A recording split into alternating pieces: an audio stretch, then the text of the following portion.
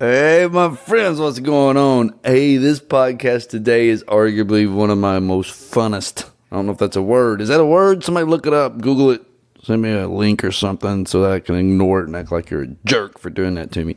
Anyways, today I sat down with this comedian named D.J. Lewis, and I first saw D.J. Lewis at the Comedy Catch in Chattanooga, Tennessee, and if you've not been there, get off your wallet, take somebody down there, and have some laughs. It's a great time. And then go to the Backstage Bar, which is right behind it, and that's where DJ and I sat down there on the patio. Now, the beautiful thing about that is when I record these podcasts, you get this live ambiance, right? And so you just kind of feel like you sit down at the table. It's like me trying to invite you into this little world and be part of this conversation.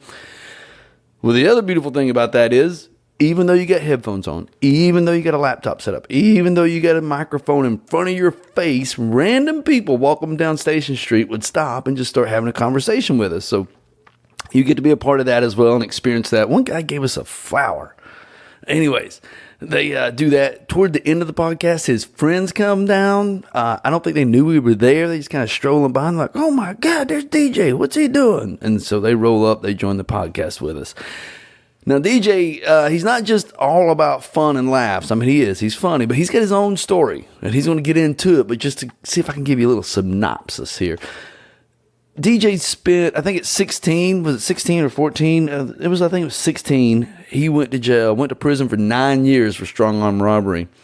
He talks about that a little bit. We talk about the injustices of the judicial system. I mean, he didn't even get to bond out. Or to post bail after he got arrested, where you got people who are murderers who get to post bail, and we talk about why that may or may not have been, which I think is a fascinating discussion that we need to have as a society when it comes to our judicial system. I had no plans of talking about that right now.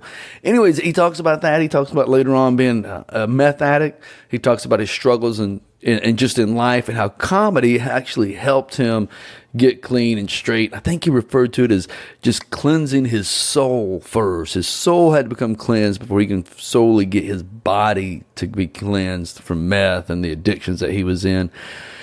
He's a little crazy, and but that's the beauty of talking with comedians. Hey, by the way, if you're easily offended, turn this off. If you got kids in the car and you don't want them hearing some coarse language, turn this off. Mom, if you're listening, turn this off. Ladies and gentlemen, live from the Comedy Catch. Well, it was recorded live at the Comedy Catch at the Backstage Bar. This is episode number 32 with D.J. Lewis.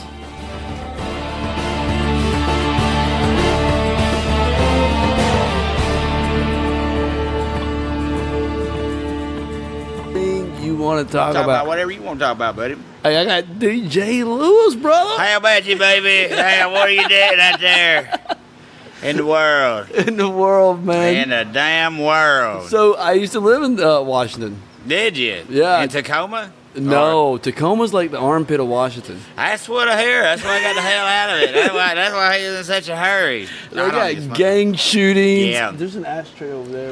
Oh, yeah, I just don't want to smoke because I don't want to breathe into it. Oh, don't worry about it. Okay, shit, You yeah. air that we thing don't, out. We don't give a damn. I don't around give a here. damn about that. Damn, how about you? You can smoke, you can drink, you say whatever the hell you want to say. This is my kind of party right here. Goddamn, let's get into it. Bucket of beers, we're good to go.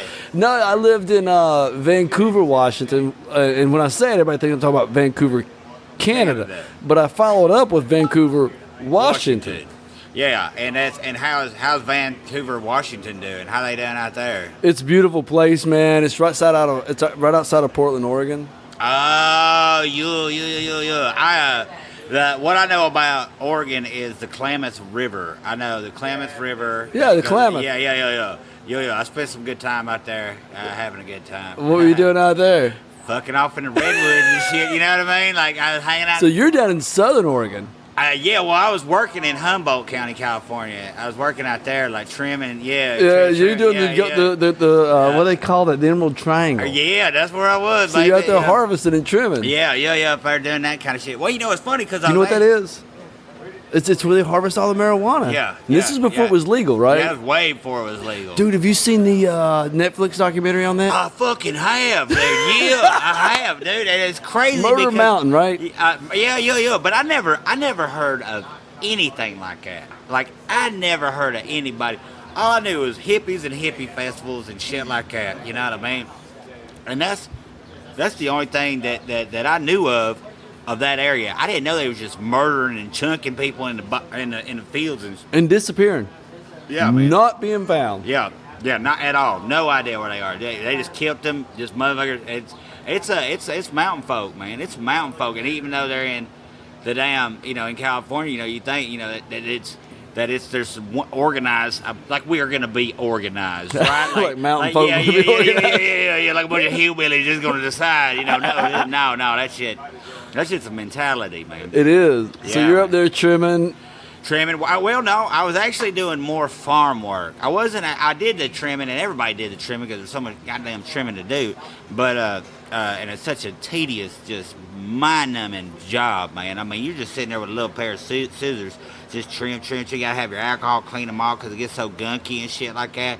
So you just trim all damn day. But me, I was out there mainly like mending fences and like setting up beds and stuff like that. It was a lot of farm work. Okay, now I got to do this. I listened to you do a podcast. I didn't listen to the whole podcast, but you were at the Bijou Theater. Were you allowed to travel out there? Yeah. Because, there's some places you said in that podcast about putting diapers on goats. There's some counties in Georgia you're not allowed in. No, they were about to banish me. They were about to banish me. Yeah, they were about to banish me. So, but you're allowed here? Yeah. I'm allowed anywhere, anywhere that there's beauty happening. They let me in. So, if there's beauty and a good time and love and shit, they just say, DJ, you just get your ass on in there. So you were allowed there, okay. Yeah, I'm allowed to travel. I'm allowed to do all that shit now. I got a charge. And they gave me like 3 years probation. But then out of that, I started teaching a class, and now it's like they don't get. And I'm not gonna like break my probation anyhow. I mean, I didn't break it in the first place. Right? I'm innocent as I've ever been, some bitch being innocent. But I'm quite possibly the most innocent individual that's ever been. Incarcerated. Incarcerated. Exactly. And on paper. But no, man, no. No, that happened to me. I got locked up one night. I earned the first one. Yeah. I earned it. Yeah. And I got pulled over for a taillight being out. The next thing I know, he's putting cuffs on me. I'm like, for what? He said, failure to comply. I said, to comply with what? And, of course, he don't know. Right. He don't know. I got to go see the judge next morning. And the state or the county had ordered me to take a class. And not only had I taken a class, I completed the damn class. What? But the class didn't report it to the county. What? So the county put a warrant out for my arrest. And for a damn class? I didn't take the class that they court-ordered class. That's what they said, but you did do it. I completed it. They just didn't do their damn paperwork. Somebody didn't do the damn paperwork, so it cost me a night in jail. Of course, the girlfriend bonded me out. I'm like, don't bond me out. It's one night. I'll see the judge in the morning. Yeah. So you about to get asleep in the jail, and all of a sudden, hey! So he woke me up and got me out. But I did find out that I like the sliders and clickers a lot better than I do gym pop. Yeah. Okay. I'll imagine. Yeah, I did a pretty good stint in prison. I got locked up when I was 16, and I did 9.5 years. Yeah, I remember that in your show. Yeah, man. Yeah. You're pretty raw and honest about that. Yeah, man. You got to be, man. You got to be, because how number one, use your pain and your experiences. There's no sense in going up there and being any fucking body else but you. Right. Okay, you know what I'm saying? Because I like to call comedy, when people if they would ask me to define it, I would define it as the art of emoting humorously in relation to the human condition. And what I mean by that is to make fun of the things that we are. People get mad all the time and just speak of the reality of the human condition, because we're all humans. We all have. I make meth jokes. Well, I was a meth addict. You know what I mean? I don't know how else to but I was a meth addict. I mean, I guess they say you always are. Yeah, but I don't know what I think about that either. Yeah, I don't either. But I mean, I've been clean for a while now, and I don't know how to process that information. Nor do I feel like that any government run program, right? Because people get mad all the time. Never addicts. Always somebody else in the crowd going, oh, and they don't hear what you're saying, because I clearly state that meth is bad and that it's terrible and it fucked my life up. But what I hate worse than that is the fact that there's so much propaganda around it. Yeah. Because of the propaganda, you can't cure the addiction. If you're putting out all this false information about it, you can't understand the addiction. So how can you offer any kind of fucking help? Right. And the joke is that, they said, you see it on Facebook or something, where a woman ate 2 babies, you know what I'm saying? Or something. Like, I couldn't barely hold down a biscuit. You know what I'm saying? When I was doing it, I couldn't eat like 2 babies. That's a lot of fucking babies. That's a lot of babies. I couldn't do that when I was sober. You know what I'm saying? So, and I say that, people go, wow, he was promoting meth. No, the fuck I wasn't. I was not. I was not promoting meth. I was absolutely denouncing propaganda. Right. You know what I'm saying? Well, and you run into the problem that I run into sometimes when I speak. You people hear my words, but you missed my message. Yeah. You missed my message. You heard my words and you just put your own goddamn thing into it. That's that trigger point. That's that trigger point which makes people completely oblivious to what you're saying and feeling like, there was just that joke that was, I forget her name. She just did that joke about Venmo and extensions or whatever. No, I don't know that one. Basically, she said something about a rapper that got killed, and then she got a bunch of death threats. And the joke was fucking a funny joke. Yeah. You know what I mean? Because the guy was carrying around like $50,000, and then he got killed for it. And then she said that'd be a great commercial for Venmo. Yeah. And okay, so like you're not carrying that much cash. So and that is a funny joke. It is a funny joke. Fucking hilarious joke. And then people got death threats. So they missed the entire point. They missed the premise. They missed everything. She wasn't saying anything terrible about him, or you know what I'm saying? People are just. But that's the thing that I hear a lot of comedians discussing today is the things they can't discuss. Well, you're supposed to discuss the things that you're supposed to. That's the point of comedy. But I mean, right? If we're having this human experience right now, it's not all glitter and glam. No. There's a lot of darkness there. Now, if you can make that shit funny, you know what I'm saying? Like, do it. You should do it, because how else? And like I said, in my experience, I've never had an addict say anything else other than positive things to me. It's always been somebody who had no idea what the fuck they were talking about. Right. Say something that they were offended of any sort. So you got clean. I mean, outside of going to prison, I mean, I don't know if you can get clean in prison because there's plenty of opportunity there. I mean, what? And your soul's not clean at that point. Too. See, that's a key point, isn't it? Yeah, man. Yeah, dude. It's a huge thing. You have to. It's an entire. It took me a long time, man, to get out and then go back through an addiction while I was out, and then what do you say, buddy? Hey, I'm 16 years old, and I was in the phone in New York City. Oh, yeah? And all them. All right. I used to be here. But right now, hey, buddy, buddy. Some random guy just stopped by. Hell yeah, man. Hell yeah. Thank you, brother. Yeah. Yeah. Okay. Well, they call me the boss. They call him the boss, and I know why. Yeah. The balls of Station Street.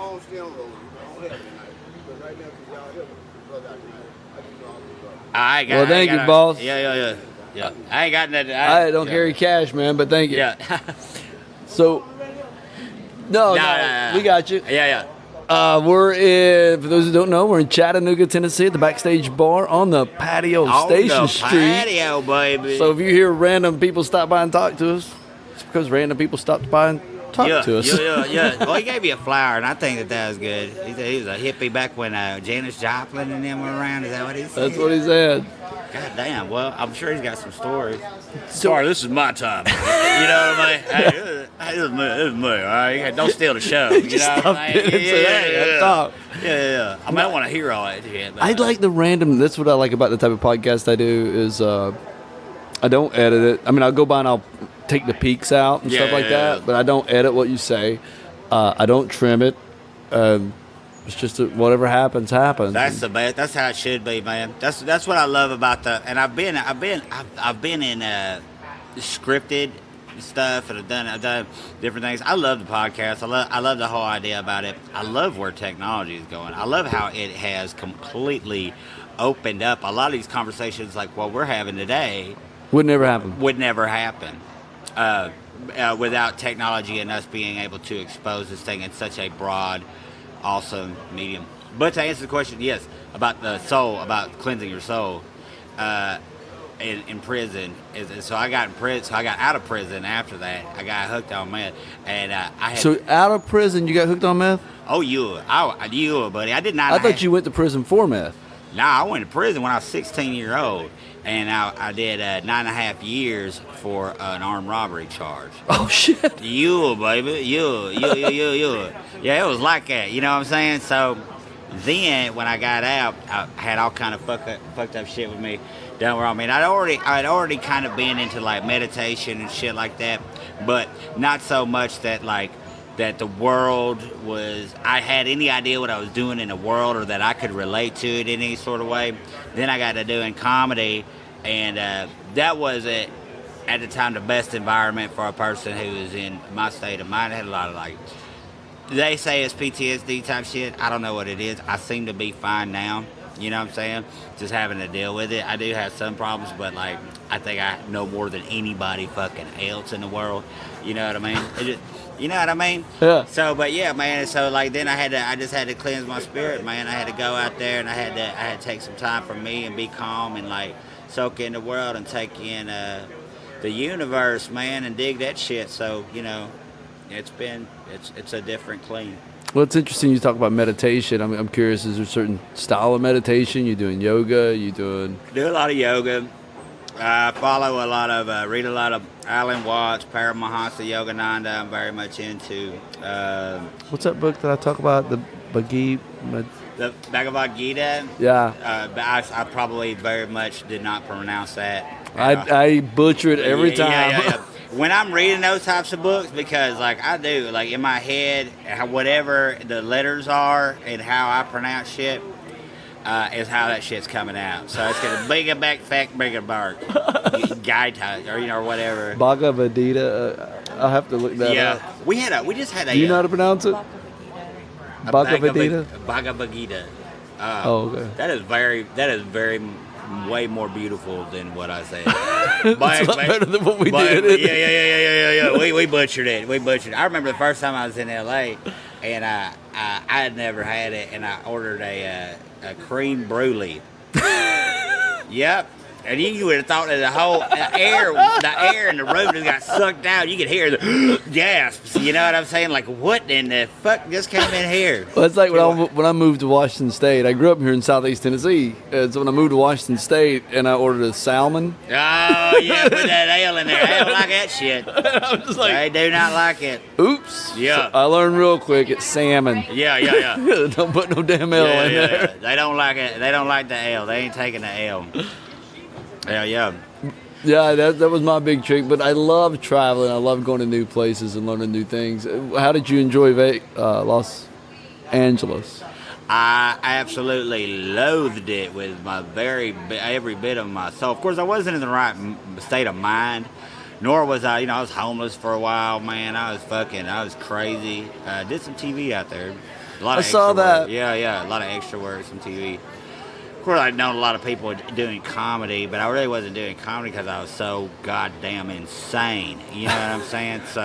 And I was out of my fucking mind, man. But just living in my car or out on the street and shit, it was wild. Living in a hostel with all these foreigners and shit. It was crazy. Was that how long after prison was that? Shit to bed. Not long. I'd say about. It didn't take me long out of prison to decide that I was going to be a comedian. You know what I mean? Because obviously I hadn't suffered enough. You know what I mean? So I wanted to go ahead, just scar my ego and everything else. So yeah, man, fucking. It wasn't long after that. I just got right into it, man, and started doing it. Probably about a year or so. And then I started. So probably about 3 or 4 years, probably after I started doing comedy, I went out to LA. Yeah. Yeah, like an idiot. But everybody's got a dream in LA, the Comedy Store, right? Get out there, work at the Comedy Store. Yeah, man, I went out be there. Be the next Joe Rogan. Yeah, I did that. I did all that. I did what they call that mess? Kill Tony. I did all that shit. Yeah, he's on my he's not on my podcast. I listen to his podcast from time to time. Yeah, I was on that mess. I got on there. All that shit. Hung out with him motherfucker for a little bit. Not hung out like wasn't like we were like boys or no shit like that. Right, but just like hung around the store and did that thing, but then once again, like the big. So you performed at the store? Not on the main stage. Okay, like in the lower rooms. Yeah. I've never been there. That's like one of my goals. I want to go. There are so many. I mean, I did one show at the Belly Room. Yeah, the Belly Room's that's one. Yeah, that's the one. And then I did another show wherever I think the Belly Room is where they do Kill Tony. Yeah. Too. But I did another show in there, and I did another show in one of their other rooms. There's a lot of fucking rooms in that thing. It is a big place, and that bathroom has got to be the most terrifying fucking bathroom. It's like you wouldn't believe walking into the place, and it's the Comedy Store and all this, and then there's just like these little rooms with like this. They're always just soaking wet, just from like in paper towels and madness. It's wild. Anyways. What? So. I've heard comedians talk about going into the Comedy Store and just feeling the energy. I mean, is that a true thing where you go in there, you feel the greats that went before you? I didn't get to perform on stage, but I went back on stage in the main room, and there's like, I mean, you see these goddamn tables where these motherfuckers, like, George Carlin, Richard Pryor, all these people, Sam Kinison, have carved their names with it's not like it's written outside. It is written outside, and that's a big deal. But having it actually carved. This dude, Richard Pryor. His name. Yeah. He did cocaine here. Yeah, he did. He did a whole shit ton of it. All of it, right there. Right there. And I'm just sitting right here with my ass right where his ass was, and it's like, we're like Eskimo butt brothers at this point. You know what I'm saying? Well, and that's what I've heard people say is that when you go back there to the green room that you're talking about, that backstage area, and you can feel this energy where they were. Yeah. It's kind of like they're there now. It's not the best energy that I've ever felt, to be quite honest with Ooh. you. Maybe it was me at the time, but there's a bit of, I don't know if anybody's ever said this, but there's a bit of darkness at that, all over LA actually, but like in that place, there's like an undercurrent of darkness there. Well, look at the motherfuckers that was in there. It should be an undercurrent of darkness. I'm saying. I mean, you were in there. There was an undercurrent of darkness. Bringing all my darkness in there. You know what I mean? Yeah. So like I'm saying, it could have been, but you're right.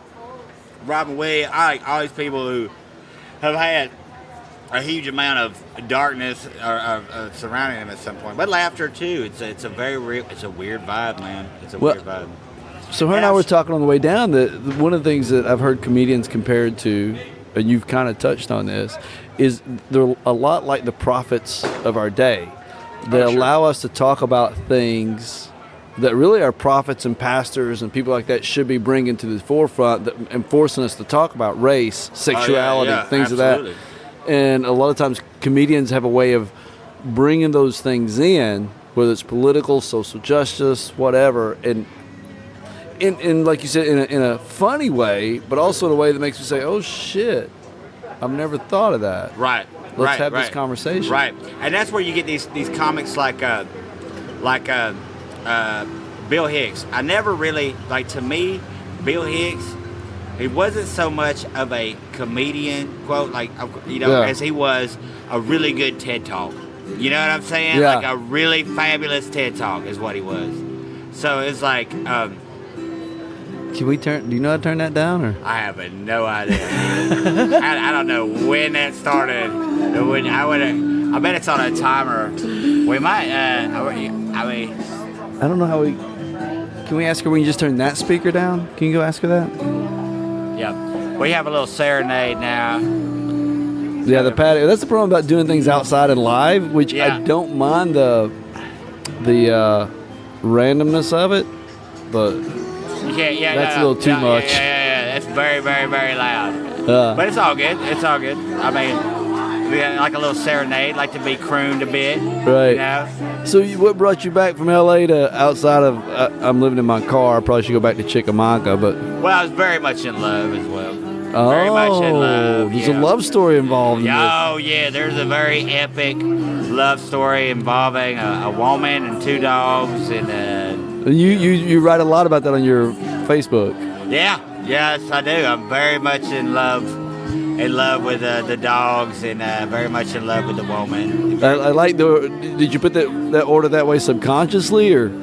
No, she doesn't like me to talk about her. She doesn't really. Yeah, she doesn't. She likes to like have that anonymity. Yeah. Like we were just recently had this like had a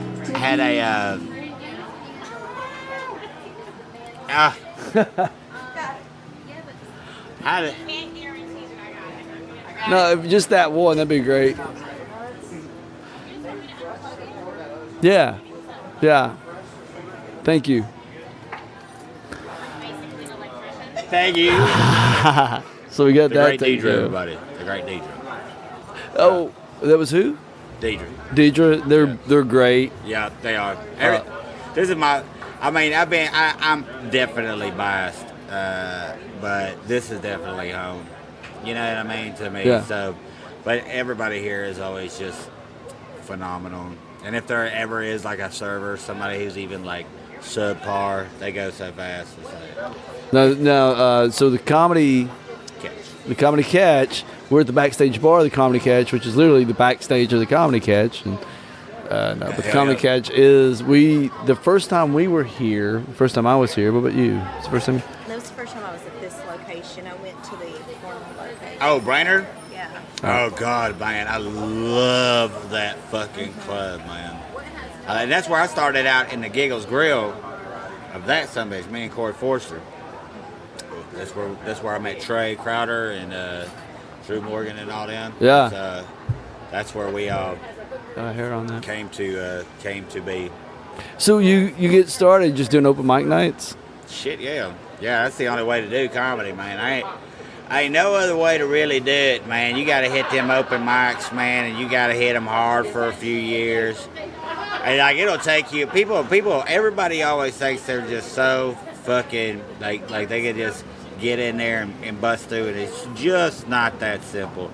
I've seen people with very large followings in different things. You see it all the time with social media people. Yeah. Like people who can be funny and I won't name any names.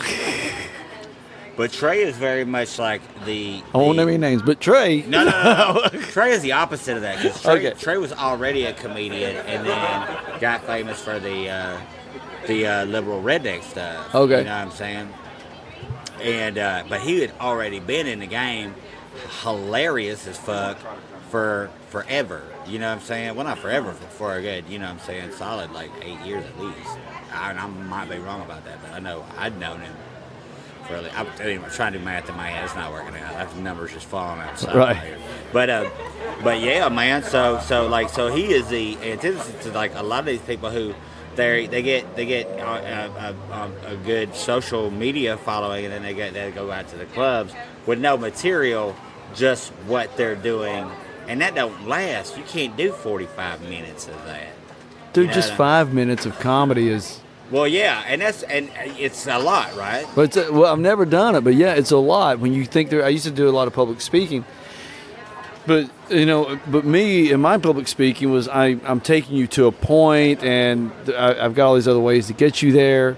But in comedy, you're going for a laugh. Oh yeah. If you're not getting laughs, I'm not getting you to that point. Like if you weren't getting laughs, you wouldn't have got us to that when you end. And I don't give your bit away, but you end on joy.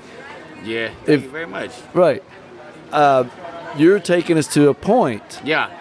But if we're not laughing along the way, we're never going to get to the point. Oh no! And when I get to that point, and when I finally get up there, and when I finally get there, it's gonna fall so dead. You're not gonna give a fuck. Don't give a fuck. Yeah, you're not gonna give a fuck. What I'm trying to say, it'd be like, God dang, you know Did you what I get mean? pictures of us? Did you get pictures of us? Okay. Down there. Oh, okay. Sweet. You're absolutely right. They're not going to give a fuck what you got to say. We started that weekend out. I don't know if I told you this when I first reached out to you. We started the weekend out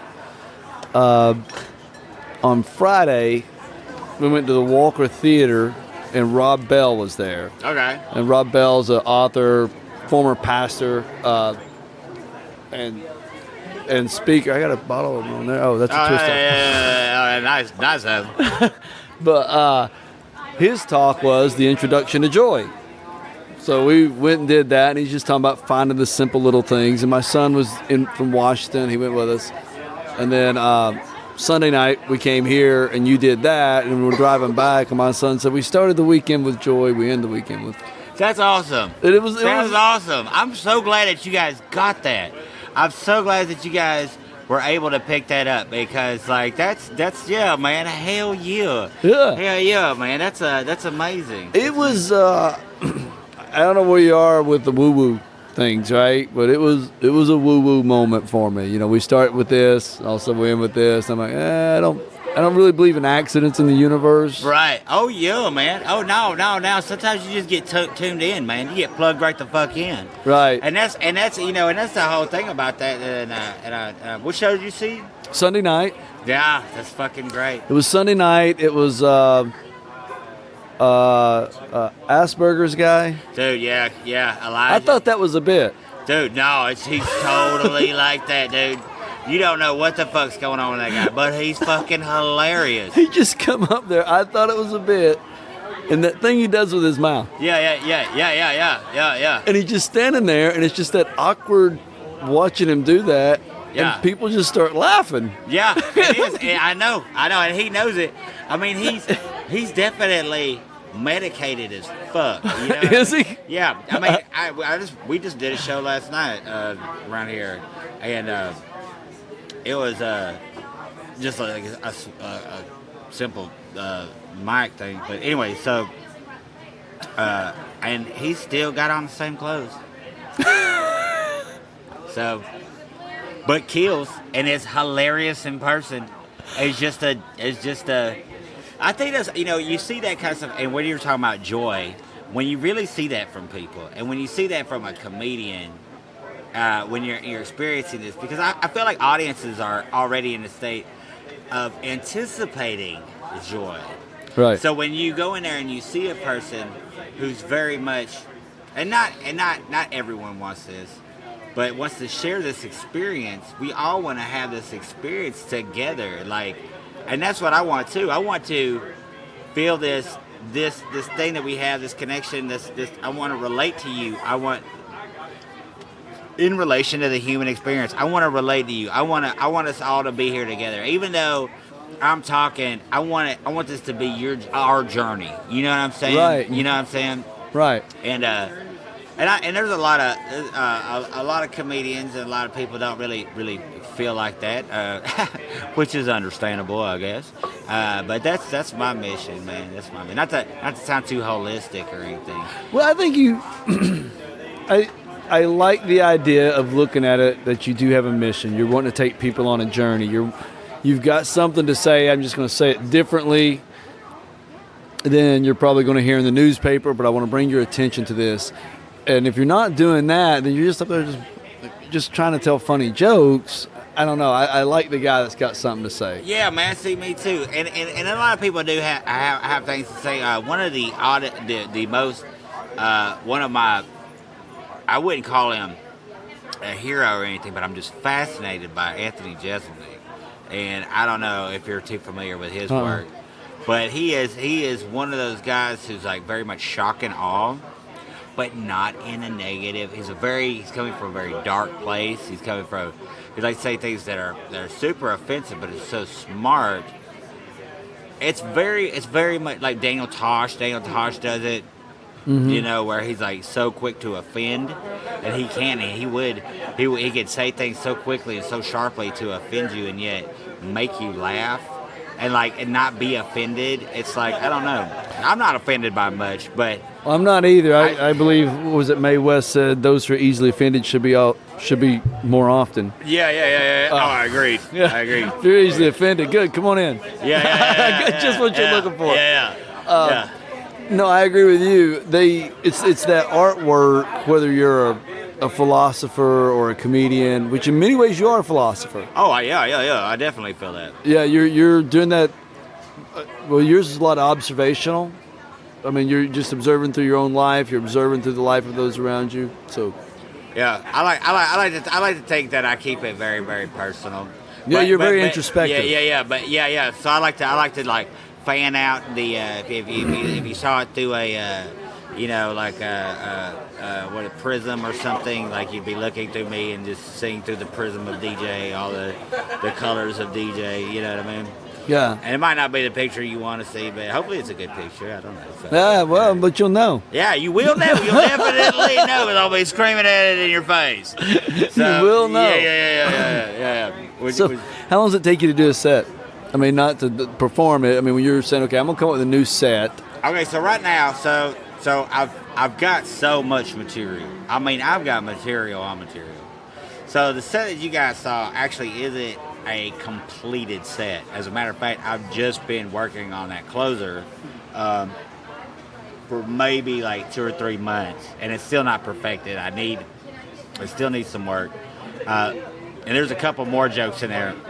I really want to talk about privilege and like what it is, because I really want to connect to these people who are, because also to say, I will say this too, I am just now being awakened to awoke. I want to say awoke, but I'll say awakened to a lot of different things. I was very much a heritage, not hate individual. I was very much an individual who, I didn't believe in white privilege. I didn't believe in it. I do now. Yeah. So now there's a lot of those things right now, like how I've experienced it and how I've learned it, that I want to share my ideals on these things that I think will help other people, because it's like I do jokes about the legalization of marijuana and different drugs like that. And what you're doing is like you're planting seeds. It's like, okay, you talk about homosexuality in like the Westboro Baptist Church now. Oh, yeah. Nobody's going to take that seriously after a while, because see, they were laughing at this joke that seems so ridiculous. But the thing is like their serotonin spikes, their fight or flight is gone, and now forever when they see something like that, it's just they're idiots and they think of your joke, and they're totally disarmed, and it loses its power. It loses its power. I want to talk about.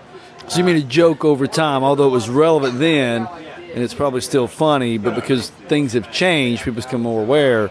The power's gone. Yeah. Well, the power of of what a preacher tells you when he tells you,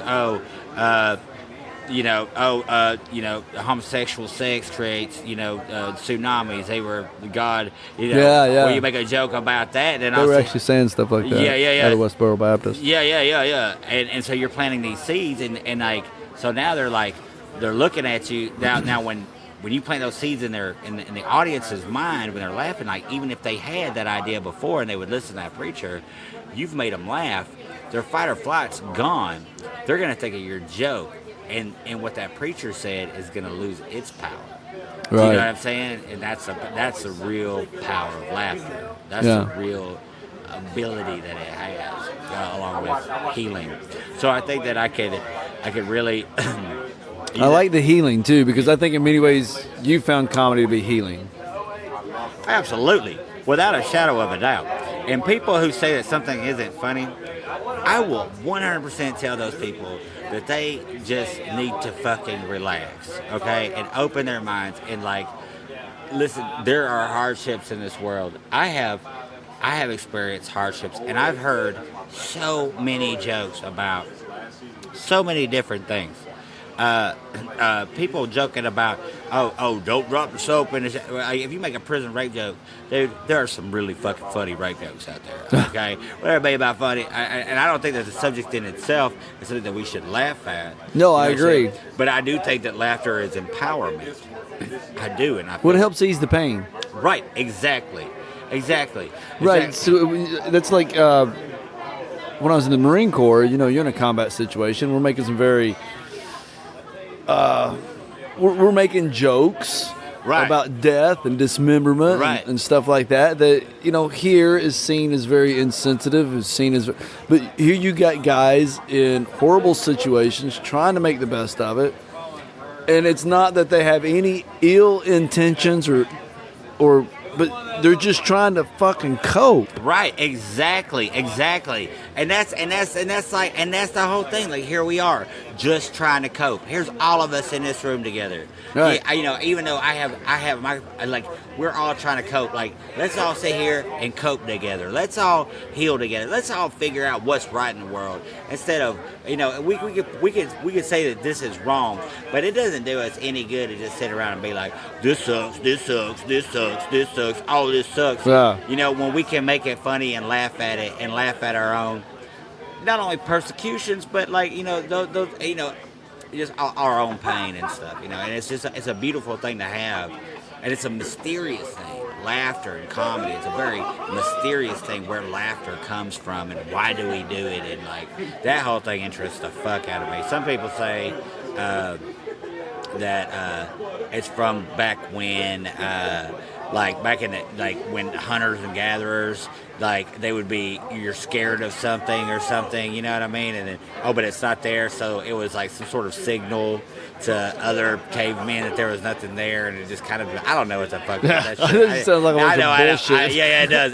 It absolutely does. If I'm gonna go back to hunter-gatherer, what I would say, you were like going to pick something up and a stick slapped you in the head, and I thought it was fucking funny. Yeah, right. That was the first We laugh. thought you getting ate by a saber tooth was hilarious. That's right. It's Did like they a not saber watch in your- Caveman? Did you ever see that movie? Yeah, I did. And I loved Captain Caveman growing up. So Oh yeah. that was the best, right? Captain You remember? Yeah, man. You remember the what were the Toon All Stars, where they were like, it was like Captain Caveman's team, and then it was damn like Snagglepuss's team and Yogi Bear's team. I remember Yogi Bear's team. Yeah. They should remake. That should be the new Avengers. They can't. You're right. They can't do that stuff. You can't even put Bugs Bunny or Wile E. Coyote on there getting hit with a damn anvil anymore. It's crazy. I know. But unless you make it like a super adult thing, and then you could have like, Yeah, like an Adult Swim or something like that. Yeah. Which is there's two totally different. There's there's two totally polar opposites. But even in those comedies, they're comedies, but even those cartoons, when you go back and you watch them today as an adult, you see so much deeper layers of humor. Oh yeah, but You're just yeah. That's funny. Oh yeah. Some of it highly sexual. Yeah, very sexual. Well, it was in first, cartoon stuff were intended for adults. Yeah. So they would play them in like the movie theaters before the feature or whatever the fuck that was. Like the first Mickey Mouse, it was on the big screen. It wasn't on like a television. It was on. Well, could you see Pepe Le Pew in a Me Too movement? Oh Jesus! Society. Oh, totally going down. Take him out. I can't imagine how much shit he's already got. That's right. I can't imagine like how many people have already stood up and been like, you cannot watch this. You can't watch this. Yeah. And it is. Yeah, I mean, I never thought of it as sexist. Well, but he's making fun of it. That just goes to your point earlier. He's making fun of this stereotype. He's not encouraging this stereotype. Yeah. It's the ludicrousy of the stereotype. I believe so. I believe so too. Can I get a 4 roses? A double neat with a splash of water. How's There that? you go. That is it. Yeah, man. And he was always after the cat. He never got her. You know what I'm saying? No, he was never always trying won. to romance her. It was always romance. And it was very physical and very much against her wanting him. But I think at the same time you learned that was bad to be that. That doesn't aggressive. work. You never got her. Right. So like, And maybe that's what they were trying to do to the guys in the movie theaters back in the 1920s and 30s. Been look, you're a dumbass. schmuck. Yeah. This don't work. Yeah. Right. People's laughing at you. But once again, people very rarely actually see or hear what the fuck is actually going on. Yeah. People don't understand art, I don't think. People are just mad. And people get latched onto something. And that's the thing about white privilege. A lot of a lot of bad connotations have when you hear white in front of another, word. You know what I mean? Usually it's bad. White privilege, white guilt, white power. White chocolate. Oh yeah. Well, no, that's good. Yeah. Especially when they're on Oreos. That's fantastic. But that is something else.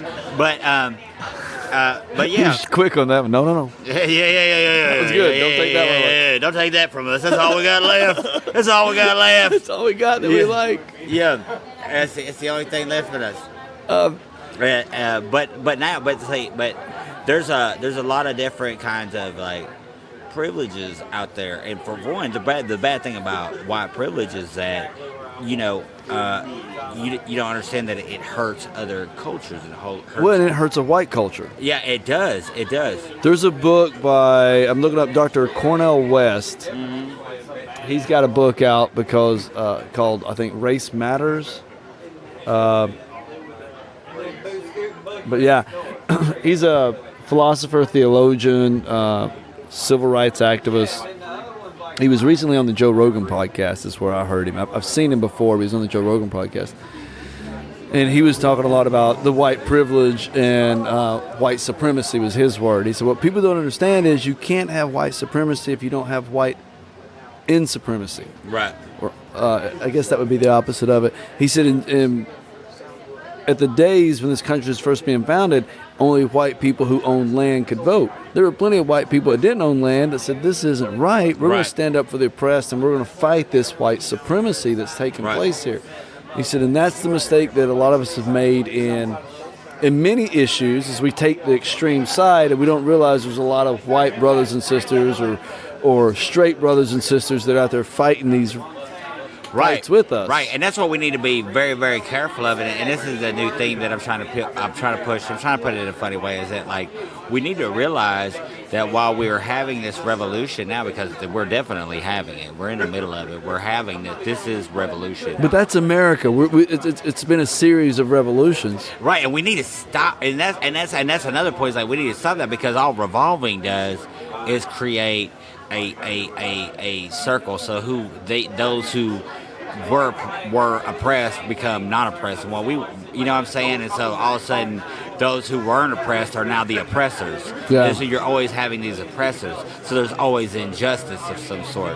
And what we need to do is start finding a way to evolve instead of revolve. You know what I'm saying? Yeah. We need to figure out a way to instead of being so inclusive in our or exclusive, we need to get rid of the inclusivity. Like, okay, these are my absolute labels, you know what I'm saying, other than a human who deserves human rights. I need to have these rights as these people. No, you need human rights. We all deserve human rights, and we're getting so far away from that. You deserve to be loved regardless of how you identify, what color you are, what it is, and that means all colors. That means all type, non-binary, all genders, whatever gender whatever the fuck you choose to be in this world, you deserve love as a human being. You know what I'm saying? And by excluding or including, because of the inclusion, we have exclusion, and it's we've got to just stop.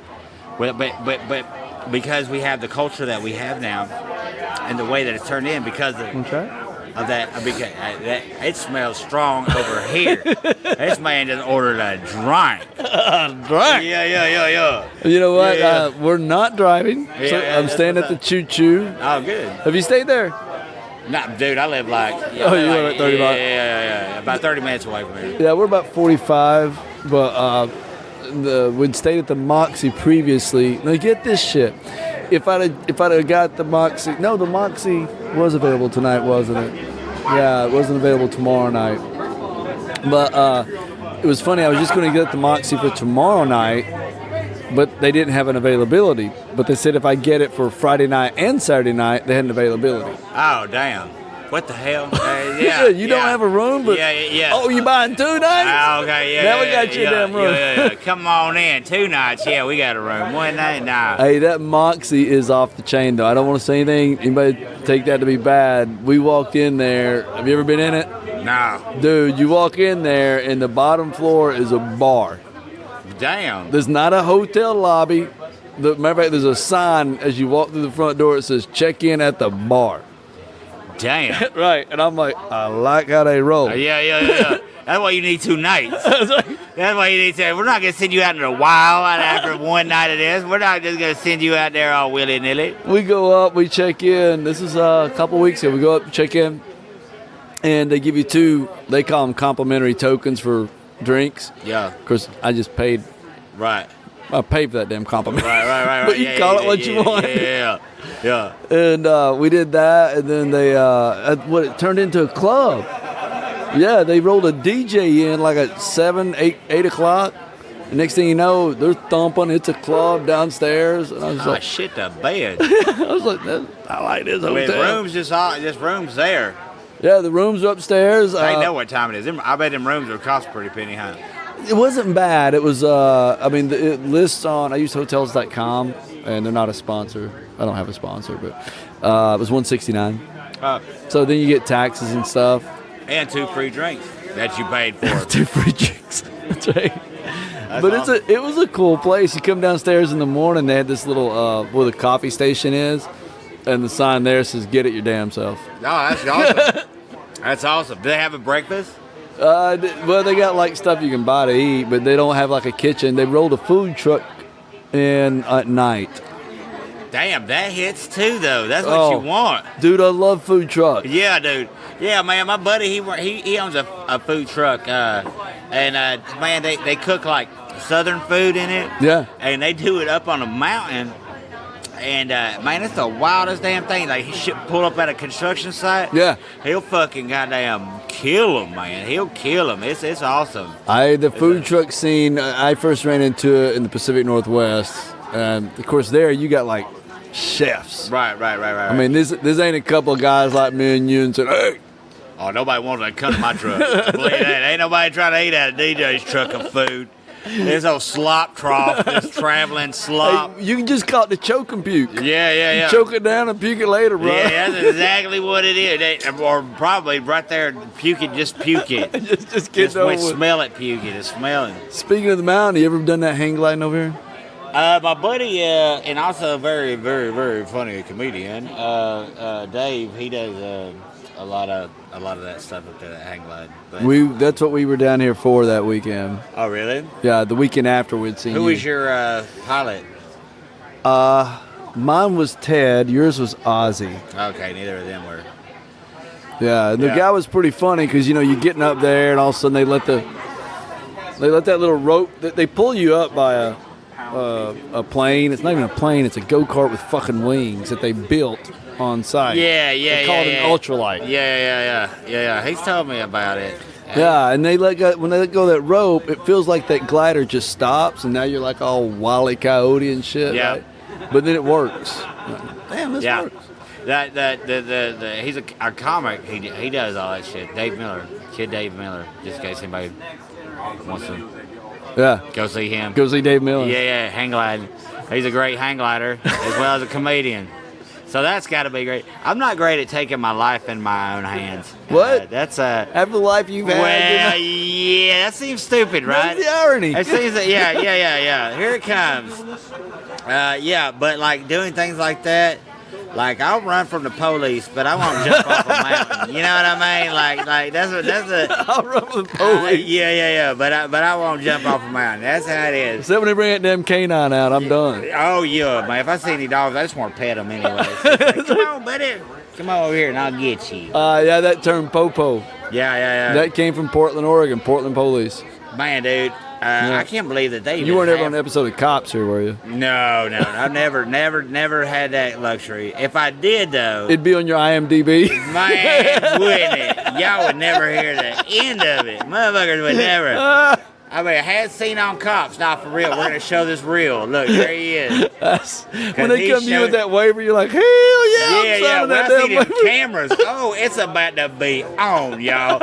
Y'all gonna want to watch this episode because DJ done acted a goddamn fool. That's what he did. You know what that show did for me? Every time you think your marriage is going bad or your life is horrible, I watch Cops. I think, well, I ain't got a woman on a trailer, with a baby on her hip saying, take him up, lock him up. Yeah. Lock his ass up. He need to be locked up. That's right. I said, my life ain't that bad. Dude, ain't it so bad? I would never sign one of those waivers because those dudes. I don't know why they would sign up. They must give them some sort of plea bargain thing going on. No, I had heard there's a documentary out there on it where they're talking about how they've manipulated these people into signing waivers. And one of them was that they wouldn't let them. Here comes the serenade again. They wouldn't let them like contact an attorney. There was just a lot of stuff they went through forcing these people to sign waivers from cops. That's some fucking bullshit. There was a lot of bullshit, and here you are, you don't know. You know what? I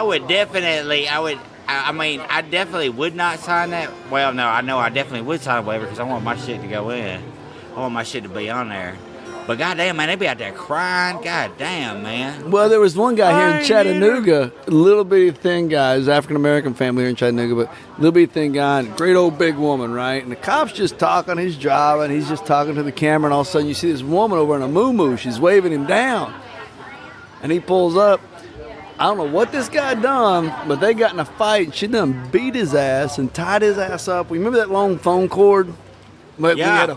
We had a telephone. She had jerked that long phone cord out of the wall and hog-tied him and had him laying in the yard because he had tried to hit her or something like that. And she done took care of it. She done took care of it. That sounds like some Chattanooga shit you'd see, though. And he's about to put this guy in the back of the car, right? Yeah. This guy starts running his mouth to this woman.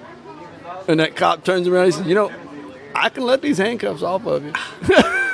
I could just keep on driving, bro. Yeah. How would you like that? He's like, I get in the car. Yeah, I know we did. Like, dude, that's a fresh ass woman. Yeah, she doesn't beat your ass. But so one of the things that you're doing, you talked a little bit about it, and I'm fascinated by it, y'all. Yeah, young artists learning leadership. So how'd that get started? I mean, what are you doing there? I mean, you're an artist? I mean, you're obviously an artist. Well, yeah. As a comedian, I think that's an art form. I have multiple talents. I do. I not only write, but I write different. I write anything. Scripts, things like that, screenplays. I write poetry. I write songs. I rap a little bit. Actually, you can find me on Skinny Bumpkin SoundCloud.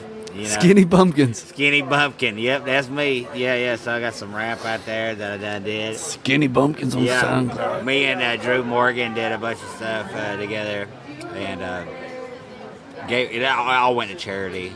But it's not the best thing ever, but it's definitely.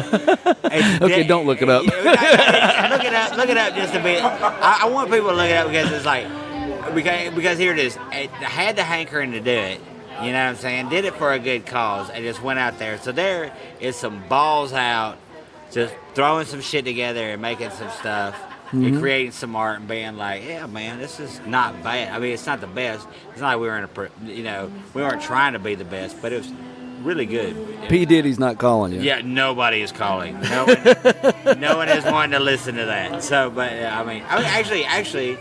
A couple people tell me that they really do love a couple of those songs, but I think that they're just being nice. So, right, girlfriend. Yeah. My woman tells me that's the best shit she ever heard. So, no, it's not like that. It's like on American Idol. Who told you could sing?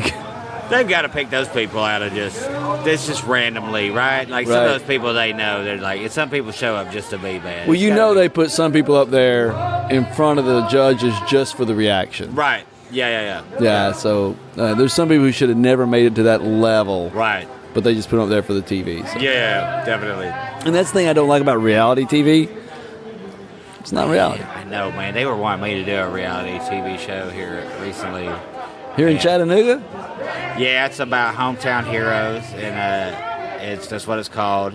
Because I am, not to just toot my own horn, toot, but a bit of a known. It's a sad dog that won't wag his own tail. Yeah, you know what I mean? Yeah, it is. But I will definitely say that I've done a lot with y'all and stuff like that, and I like help the youth and like do shit like that, and definitely have a name in the South as a comedian. So like, but man, I'm gonna tell you what, man. As soon as they started talking to me, I was like, nope, not doing any of this. Nothing that you're talking about is appealing to me. So Yeah. we're not gonna make that happen, guys. We're just not going to do it. I'm not gonna have you. I mean, I thought it would be cool for the kids, is what I thought it was gonna be.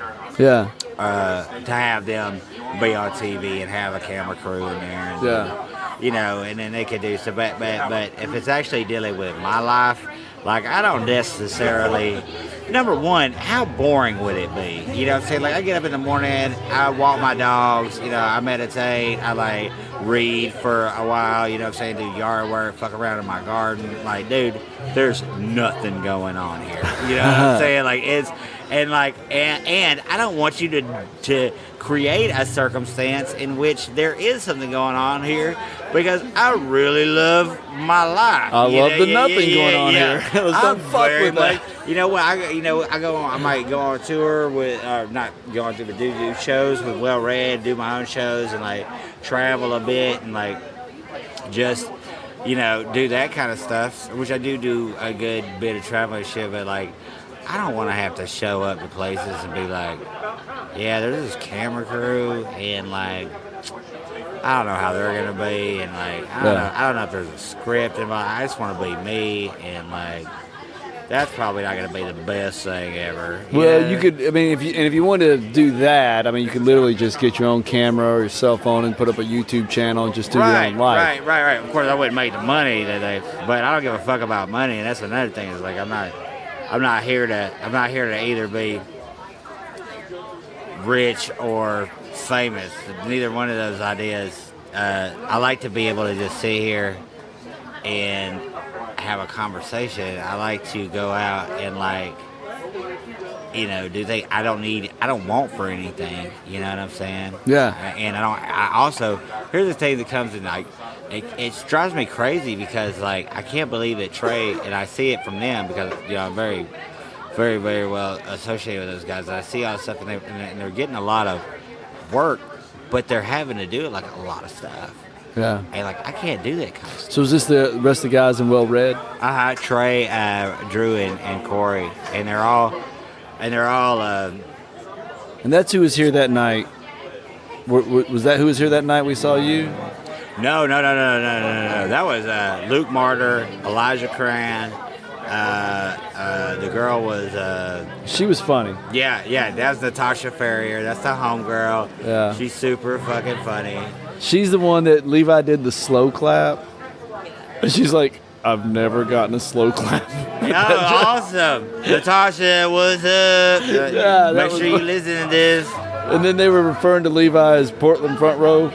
Yeah. So, that's awesome. Yeah. So, yeah, man. Yeah. So those are homegrown. Those are homegrown individuals. So does Well Read have a website? And Ethan McFall was there. He's a great. Well Read, they got a website? Oh shit, yeah. WellReadComedy.com. Yeah, those motherfuckers. Yeah, man. Yeah. That was the podcast I was listening to a little bit damn today. Damn sure was. And evidently you don't believe in UFOs. No, I believe in UFOs. I absolutely believe in UFOs. I said that just to bait him to the say. Yeah. I absolutely believe in UFOs. I absolutely believe that we're. I do not think that Area 51 holds any information that anybody needs to know. No, you guys brought up a great point. You know about it. Yeah. It's not there. Yeah.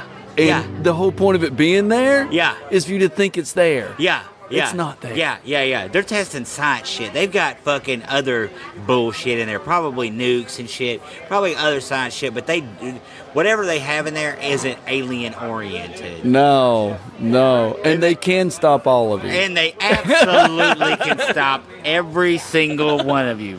In an instant. You think Thanos was quick when he snapped those fucking fingers, dude? Now, see, I don't know if you know about the story, but I love telling the story.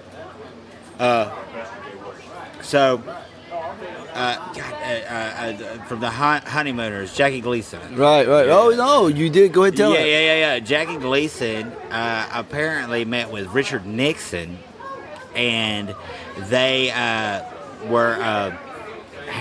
they were great golfing buddies. So one night, apparently, Nixon took Jackie out to visit all these bunkers in Miami that had UFOs and aliens and all this shit in it. And it's like, and he swore to it to his grave, and he like explained all this stuff. That is what I'm saying. And it's like, that was in Miami. That wasn't in Nevada. It's Miami. Yeah. 51.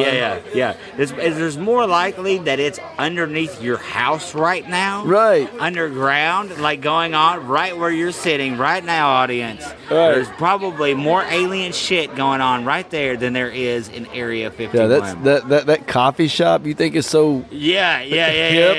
Right. There are aliens underneath that. That's some Men in Black shit going on right there. Definitely fucking is. Yeah, they're hiding amongst us. Washington, just look in Washington. All these like with Epstein and all these people, all lizard people. They're all in a lizard cult. A lizard sect. They eat babies. They do crazy shit like that.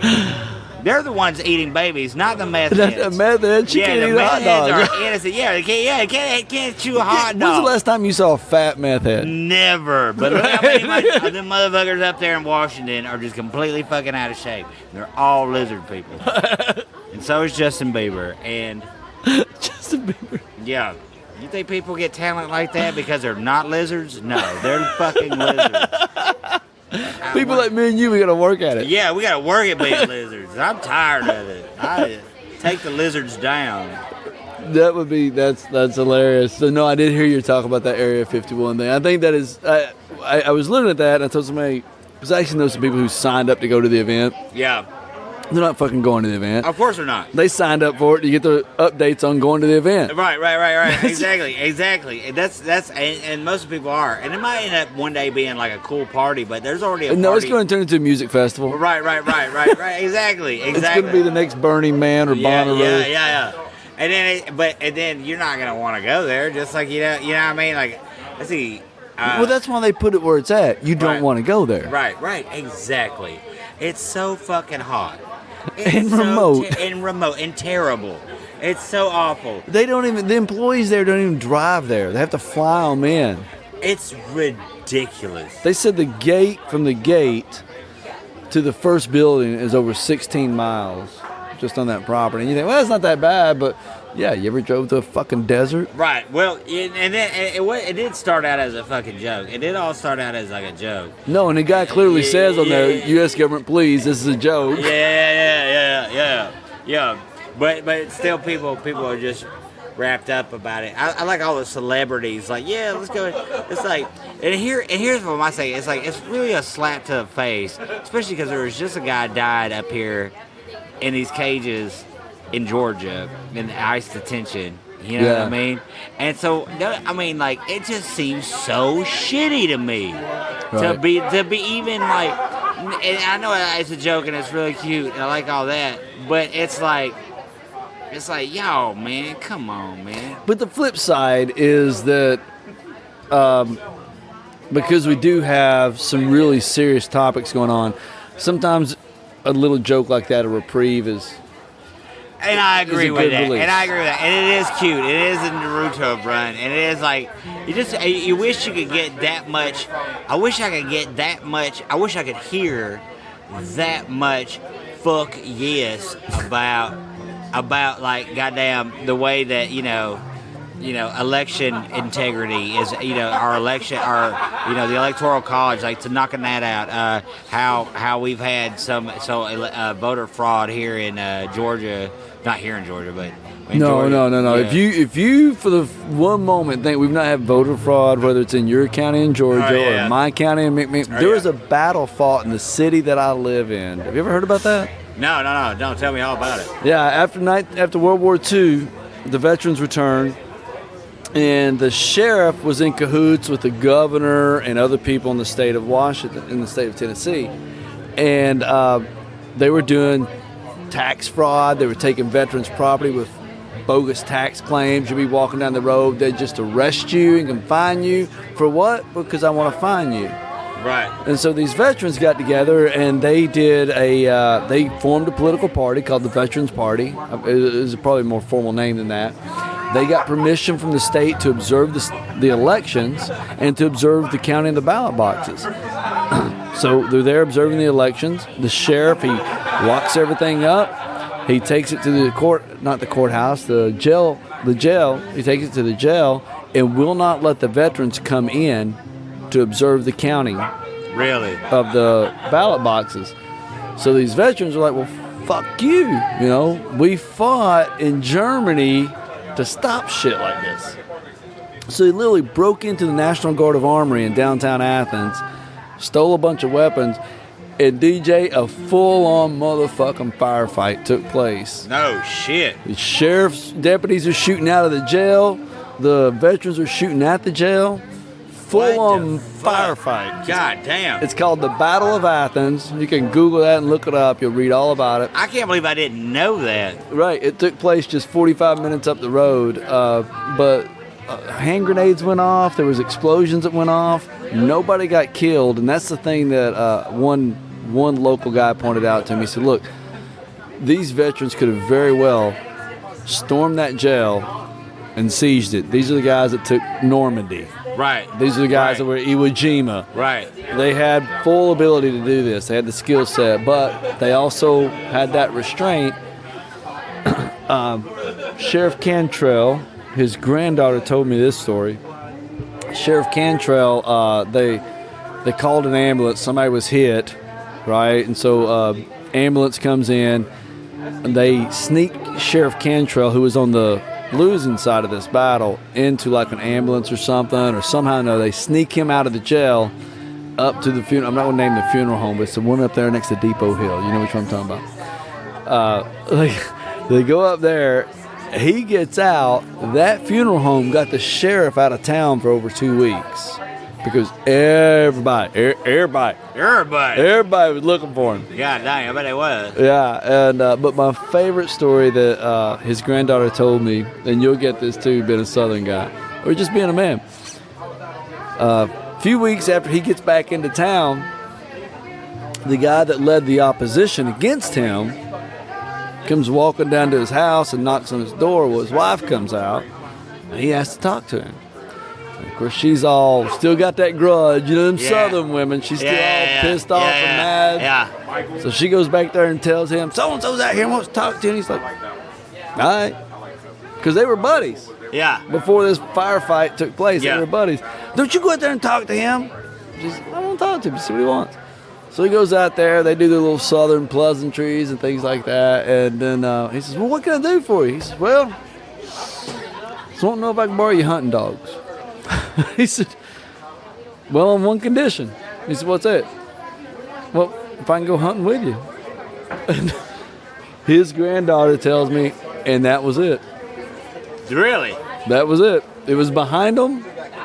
They're over it? Well, you know how it is. I mean, you're on the playground. Then you get in a fist fight. We buddies.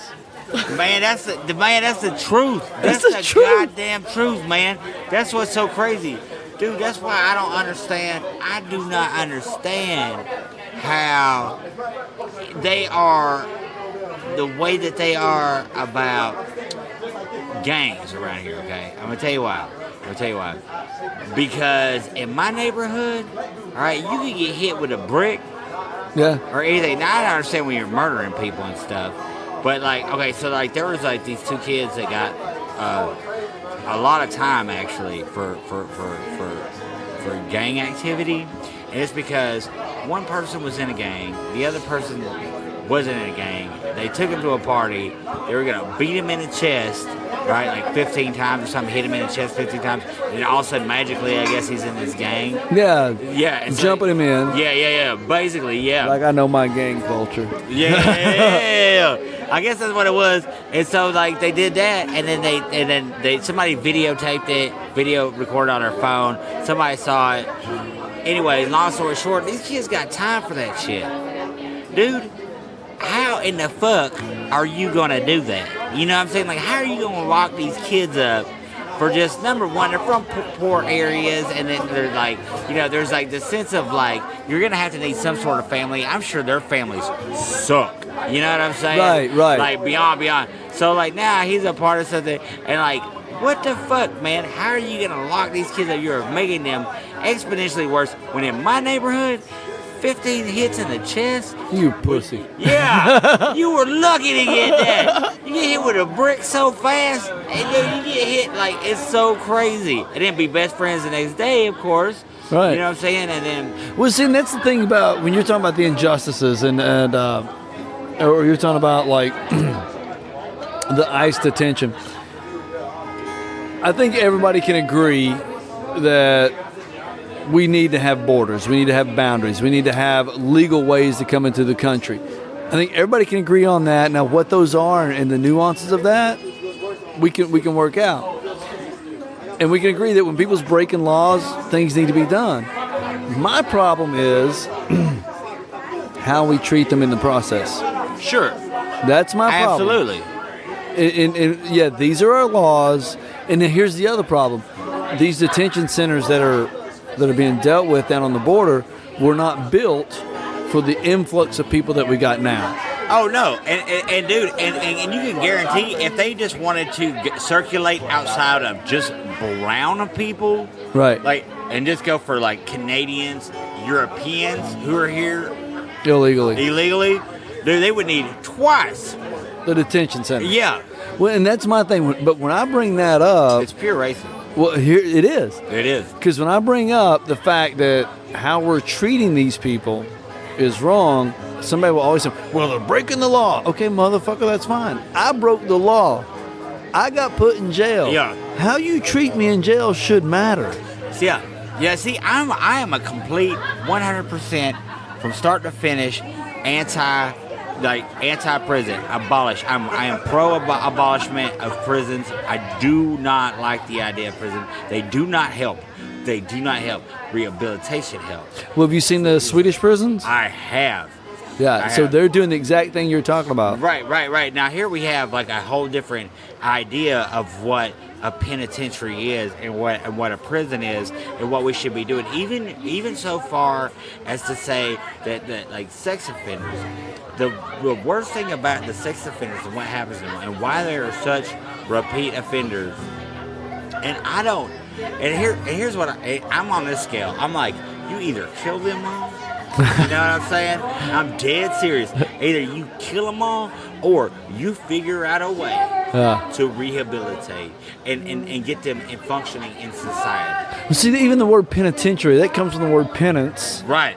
And right. penance is that whole scriptural Right. and theological word that I'm giving penance and I'm supposed to be healing and getting better. Right. But our prison system, our jail system is not set up for you to get better. It's not. It's absolutely not. Like No. you went to prison. I just went to Yeah. a county lockup. Right. County lockup, the system there is set up to keep you in. And I get why people give up. Right. I get why they stay in that system. Sure. Because it's a hell of a lot easier and cheaper than it is to fight. Because if I am you can say it's white privilege or whatever. If I'm a poor white guy, I'm not a white guy of means by any means, but it's hell of expensive. Yeah.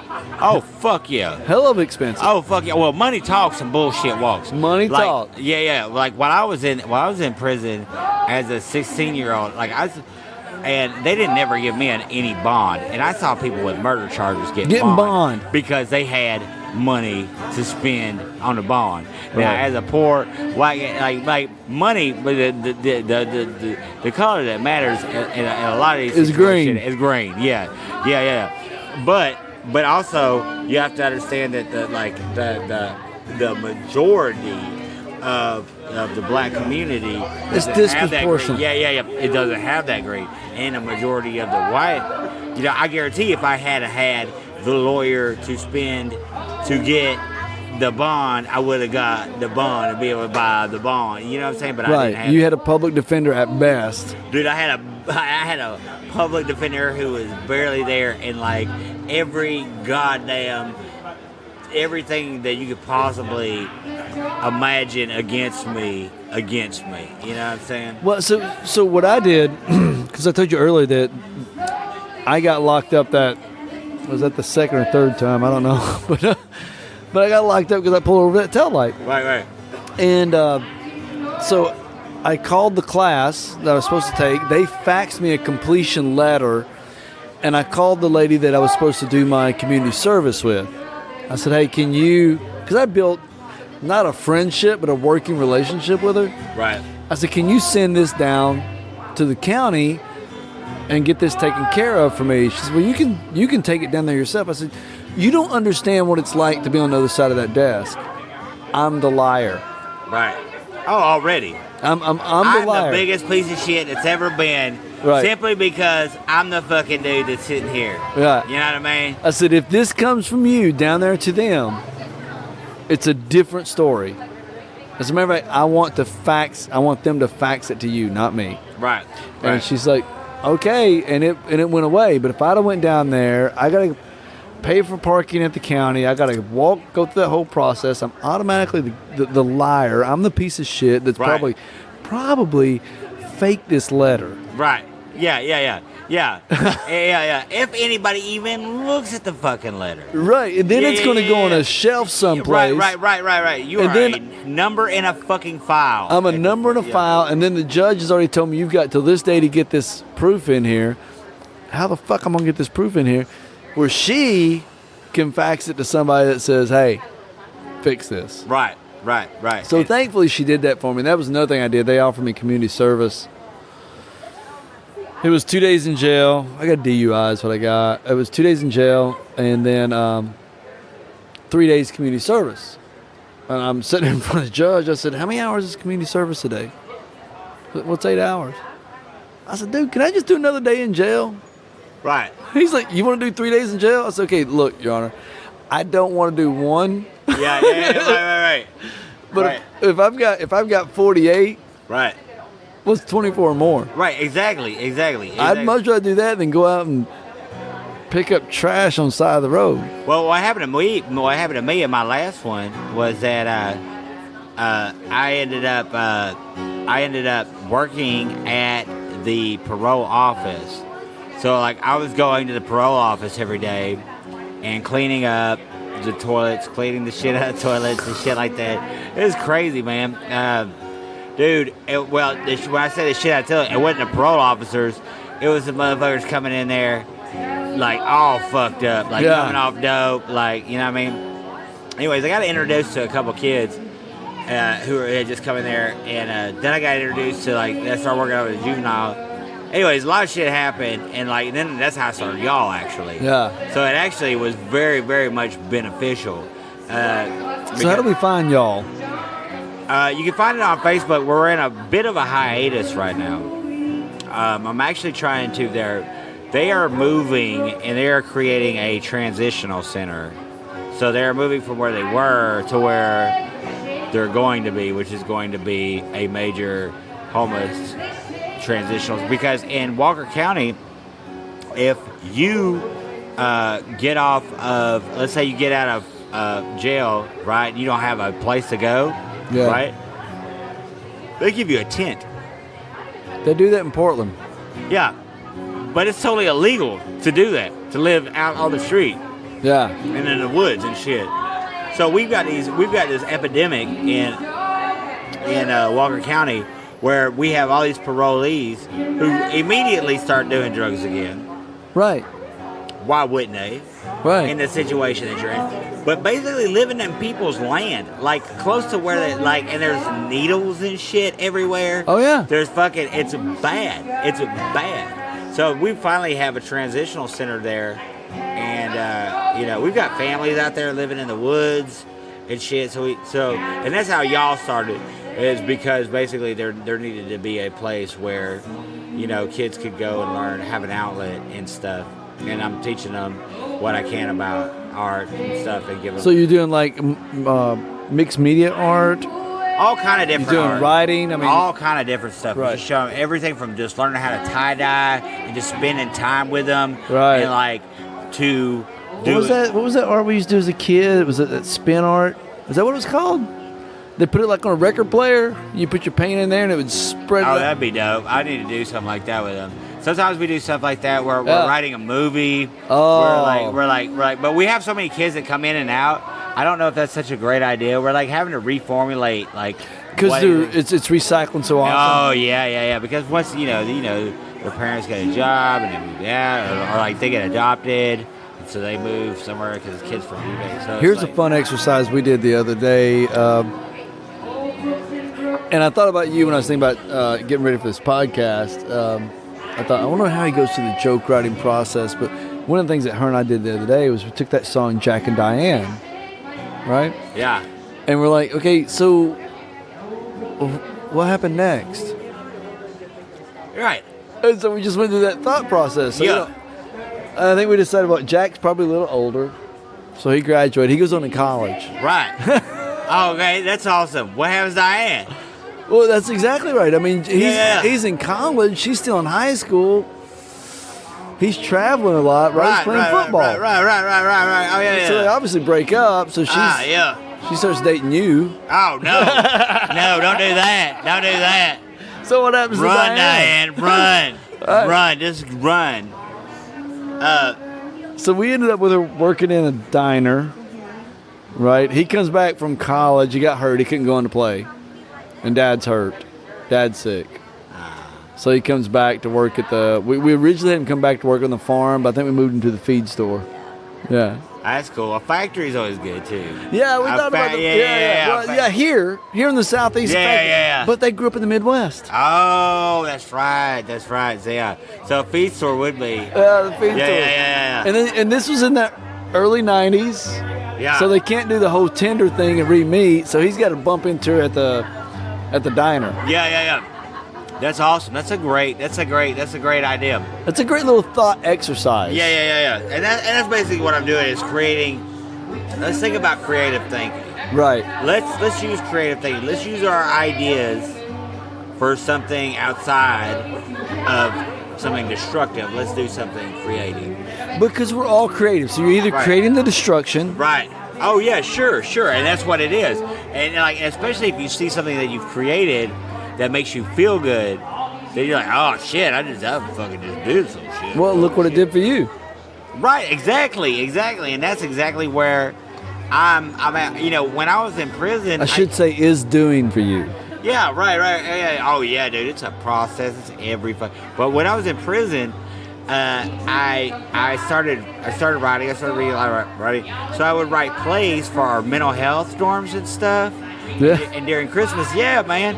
And during you're writing plays in prison for the mental health guys to put on. For the warden and shit. Oh shit. I swear to God.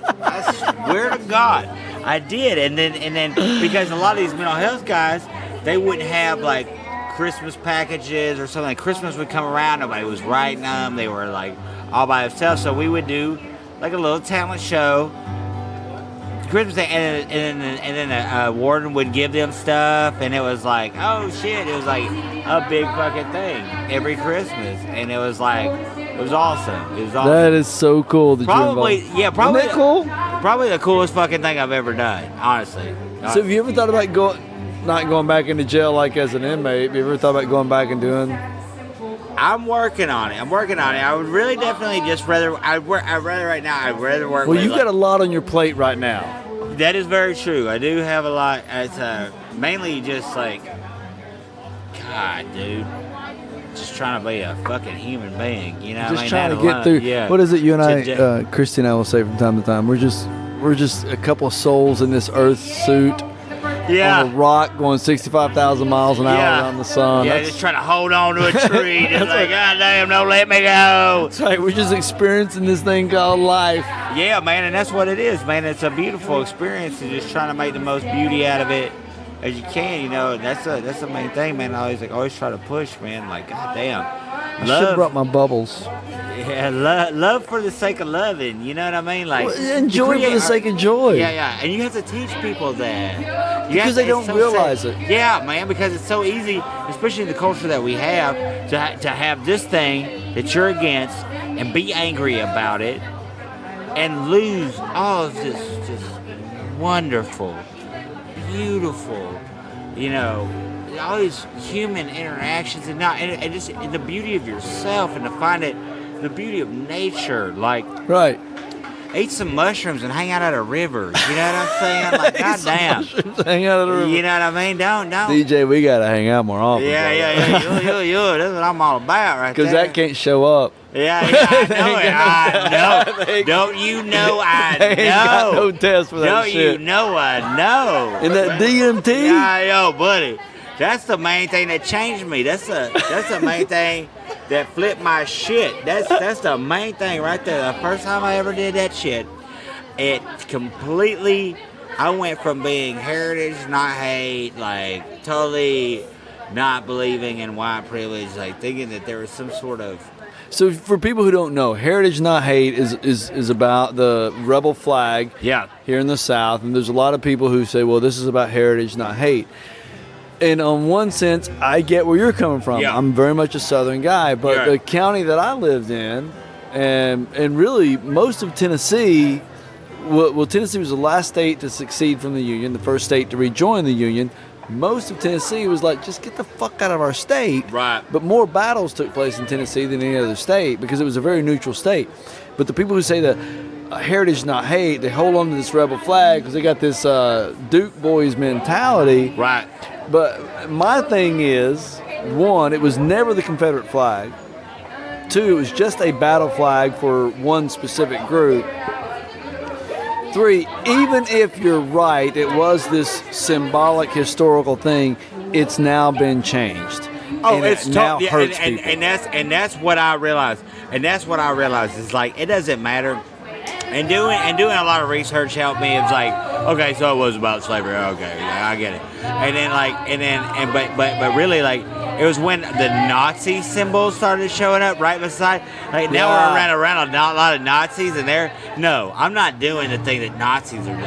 I don't give a fuck what a Nazi's doing. I'm not doing the same thing he's doing. I don't give a fuck. Like, you want me...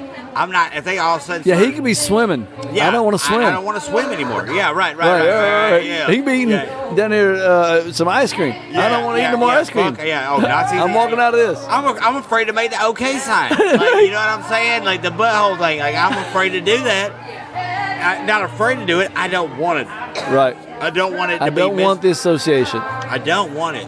I want Nazis to fucking die like they should have done in the 1940s. You know what I'm saying? The 1920s, yeah. Well, and that's my thing, because I don't know about how you grew up. So when I moved back to Tennessee from the Pacific Northwest, my son's best friend is an African-American kid whose family's from Northeast Portland. They'd never been outside of Northeast Portland or the Pacific Northwest. So he wanted to move down with us. So I was moving back, and so my son's like, yeah, I'll go down for a couple months, and Nick's like, I'll go with you. So we all drove back. Well, his family, all they'd ever heard was Selma, Alabama. All they'd ever heard was the racist South and things like that. And they were, understandably worried. Yeah. And they weren't wrong completely. They weren't wrong completely. You're right. And I said, Nick, I know what you've heard. All I can do is take you back to my home. Right. And I was the first generation that did not know segregation. Right. Big deal. Big fucking deal, right? It's a big deal. I was the first generation that did not know segregation. And we used to spend the night at each other's houses, me and my friends, and we just grew up. He is down there. We're at a friend of mine's barbecue. It's a very mixed crowd. I mean, mixed couples, mixed interracially. We're all just hanging out, pitching, throwing horseshoes. It's what I grew up with. Right. It's how I grew up. And Nick is sitting there, and he said, I'm used to Levi being the only white guy at a black barbecue, or I'm used to me being the only black guy at a white barbecue. I'm not used to this. It's a weird culture. It's a weird culture. It is. When you get into it, like especially when you get into the country, because like so down in you get out in the country, not the city. No, out in the country. So we have down in now The rural town, yeah. Where we have it, where you go and see some chicken fighting, right? Dude, it is the most diverse crowd you've ever. Oh shit! There's Mexicans, there's African Americans, Yeah. there's white. Oh shit! What's this? What is happening here? This is something. Oh, That it's is one of those bars that you get on a bicycle and ride. They all look like they are not enjoying that. It looks like a bachelorette party. We should go dance. I'm not. We dude. should just jump up there and act like we're, hey, ladies, we were brought to entertain you. They would run. They would run. This is body right here. Oh, dude, it's so. Well, at that party, at that barbecue, one of the guys, guys I'd grown up with were there. I hadn't been in Tennessee for 20-something years, so I'm hanging out with all these guys I hadn't hung out with 20-something years. And Nick made that statement, and this one guy says, dude, I don't know what you've heard about the South. He said, but we're all family. It's like that. Yeah. It can be like that. It can be the other way, but it can also be the other way in California. It can also be the other way wherever the fuck you are. People are retarded. I love the South so much. And by the way, and I want to reiterate this, chicken fighting, it's all right, okay? They're God's little gladiators, okay? They do that naturally, and it brings people together. By the way, it's totally illegal too. Yeah, because you can make so much money off of it, and they don't. And the state doesn't get anything off of it. Exactly. That's and they why it's don't illegal. know how to do that. They cannot figure out how to do that. If the state can figure out how to regulate, It would be chicken fighting, the most legal thing, and you would see all different cultures. I swear to God, you've never seen so many different people. Let's do this thought exercise. I heard a thing the other day about on NPR. Do you ever listen to NPR? God damn, yes. Okay, then you probably... Because you can find it when you're driving. You can find it anywhere. If It's you can't- beautiful. Yeah, dude, yes. So there's a guy on there talking about the morality of... he does this whole bit on the morality of owning a cat and being a vegan. Yeah. Because, he's like, how can you be a vegan and own a cat? Right. I mean, these are vicious killers. Right. And I didn't know this till that podcast. Cats are responsible for killing over 22 billion mammals a year. Domesticated cats. Yes. Domesticated cats are Yeah. responsible for over 22 billion. And how many vegans do you know? Every last one of them owns a cat. Dude, it's crazy. Every last one. So he does this thing he immersed himself into the whole thing in Southeast Tennessee of cockfighting. And he said what he found out was, he said the average chicken that's raised as a cockfighter, they'll have about 2 good years of life, 2 to 3 good years of life. He said if it does good cockfighting, it's then put out to pasture to just fuck a bunch of hens. Yeah. They've got a good life. Yeah. Now compare that to a chicken that's being raised for meat consumption. 6 to 8 weeks, Exactly. it's dead. Exactly. Dude, I know people who raise chickens. I don't do it myself because it's illegal. Right? It's illegal. Why would I do something that's illegal? And we're not recommending it. No, I absolutely wouldn't. But But if you're doing it, if you're looking for some pennies, you know what I'm saying? I got a hatch covered. No. No, but yeah, man. I'm definitely. they live a good life. They live a great life.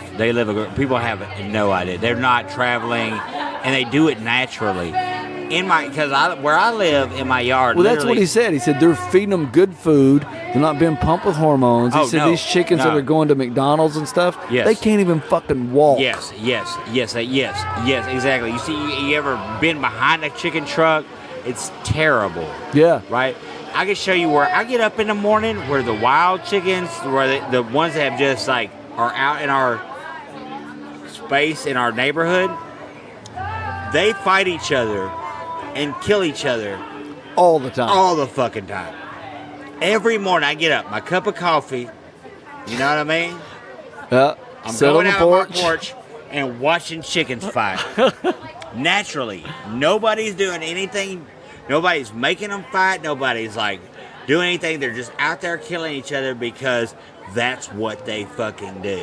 Yeah, they're dinosaurs. Dude, yes, they are dinosaurs. They are dinosaurs. They are totally fucking dinosaurs. Yeah. They are totally, and they would kill the fuck out of you in a second. Oh, you ever been around a Baney rooster? Oh, goddamn, dude. Them little sumbitches. Yes.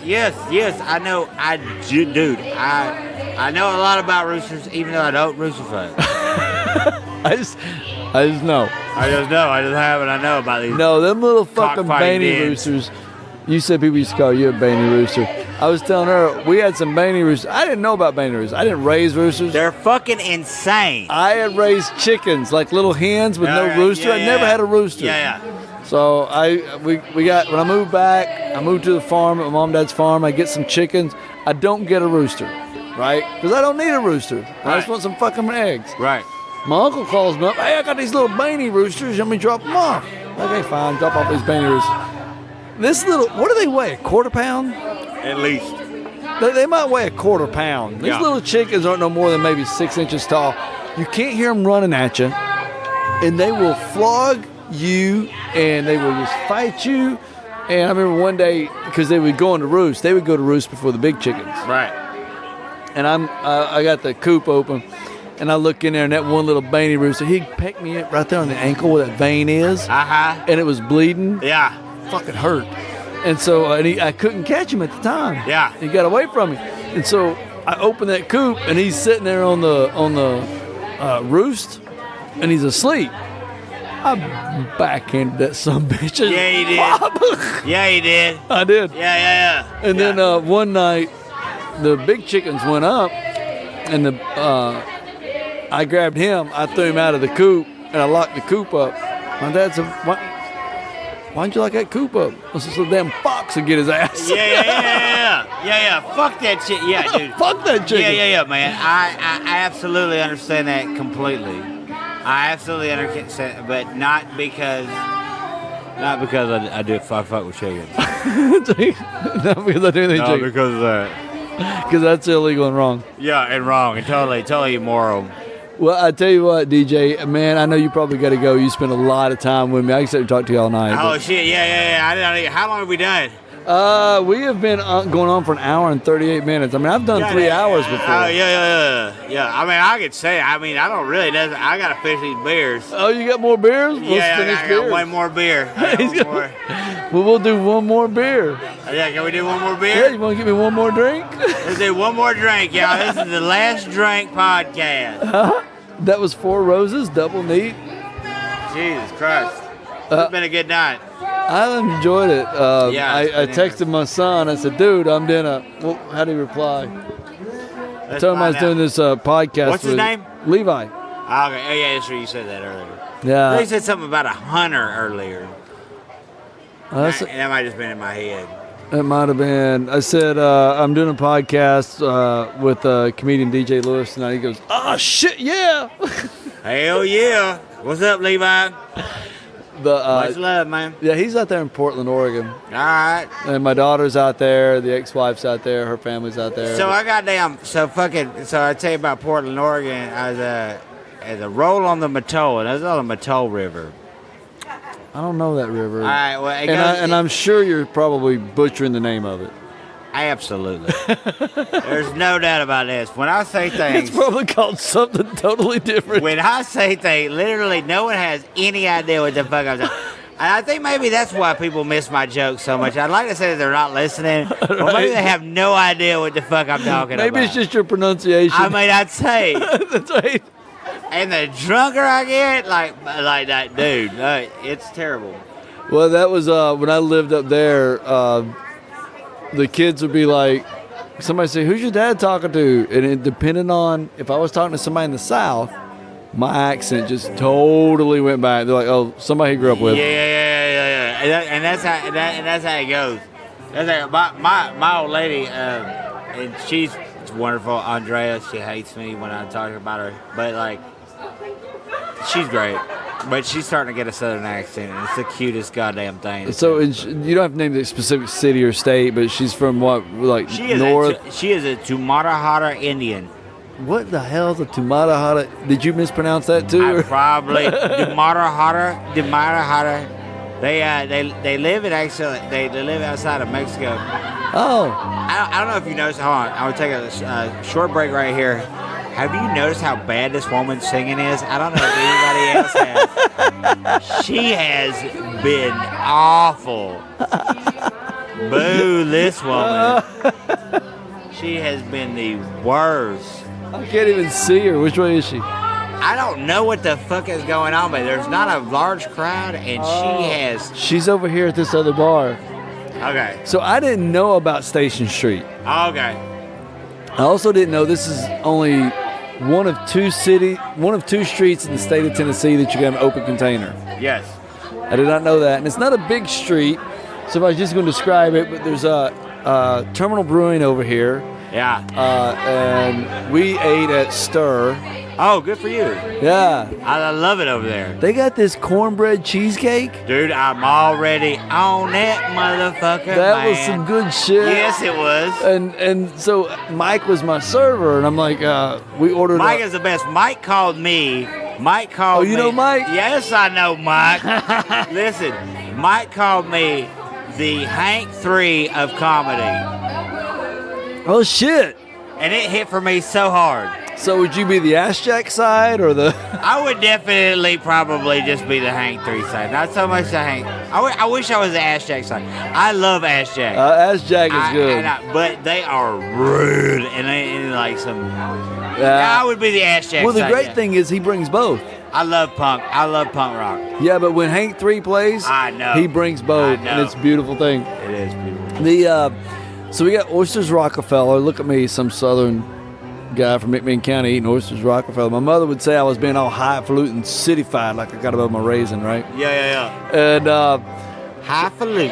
highfalutin and cityfied. Falutin. Can you even look that up in the dictionary? I Have you don't ever even know if tried? it's a word. Yeah. It may very well not even be a fucking word. But you know what the hell it is. I know what a falutin. When you hear a motherfucker call you falutin, you know you falutin. Yeah, it's usually a woman. Yeah, absolutely. Right, so you got that. So we got that. But I told Mike. I've never been called falutin, by the way. Well, why not? Well, look at me. That's right. What was it you described yourself as? Oh, you look like a racist. Yeah. Yeah, that's what I said. And it is true, too. People say it all the time. There's a standoff. Not to interrupt your story, but there is a very standoff. But then I get in front of I like to just call them black crowds. You know what I'm saying? Instead of urban crowds. I feel like urban is more disrespectful. Well, see, that's the problem with the whole identity politics is I don't know how you want to be identified by. And if I identify you one way, then I've offended you. Right. So part of my background in the Pacific Northwest was I was an announcer for women's flat track roller derby. What? That's what's fucking up. Dude, my name is Lucky Van Tucky. Well, good for you. That was my roller derby name, Lucky Van Tucky. So I'm dealing with a lot of the LGBTQ crowd. Right. Well, I need to. Okay, wait. Are you trans? Are you cis? And so my thing was, what's your name? Right. I just go by your name. Dude, here's my thing. Is like, don't act like I'm not interested in how you formed a dick. Right. Dude, I'm interested in how you, in your whole life. It's such a interesting thing to me. It's so beautiful and interesting. I'm not coming at this place with a place of hatred. I'm coming at this in a place of, oh my God, you're being you, and I don't know who you are. Tell me who you are. Right, because the most boring question in the world to me is, so what do you do? Right. That's the most boring question in the world. Matter of fact, I actually told somebody, I said, ask me a better question. Yeah. Ask me what I've been reading. Yeah. Ask me what movie I like. Ask me something better than what the hell I do. But oh, man. My thing with the roller derby girls, my background before that, let's see how he reacts. My background before that is I was a Southern Baptist pastor. I had a degree in theology from the Southern Baptist School, and it's not that I don't agree or think a lot of it's not that I have a problem with theology anymore, but I couldn't tell that to these roller derby girls. Right. because they automatically put me in this damn box. Right. Right, but then once they found out, oh, he likes whiskey, he enjoys women who aren't married, and he doesn't mind saying fuck every now and again. Right. Then they would let me in because they would then have their identity politics and not disenfranchised, but put me in a box. My father was a preacher for the Church of God of Prophecy. Oh, I know that church. Oh my God, he said, No, ooh. dude. Then he was a comedian. I saw that Yes. on Chattanooga Times Free Press. I saw an article about you there. Your dad was a comedian. Yeah.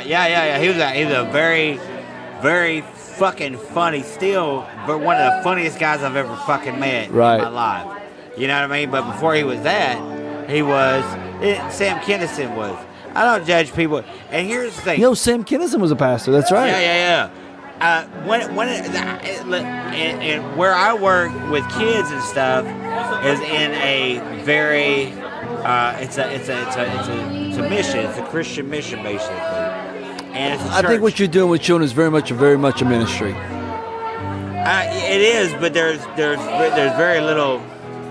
Like how I view God and how other people view God, like we don't even and even when it comes to Jesus, I don't even know what to tell you. Like I feel like you're just as much God and have just as much Jesus in you, even in your most sinning, terrible, regardless of who you are. You know, you are a beautiful creature. You know, you're a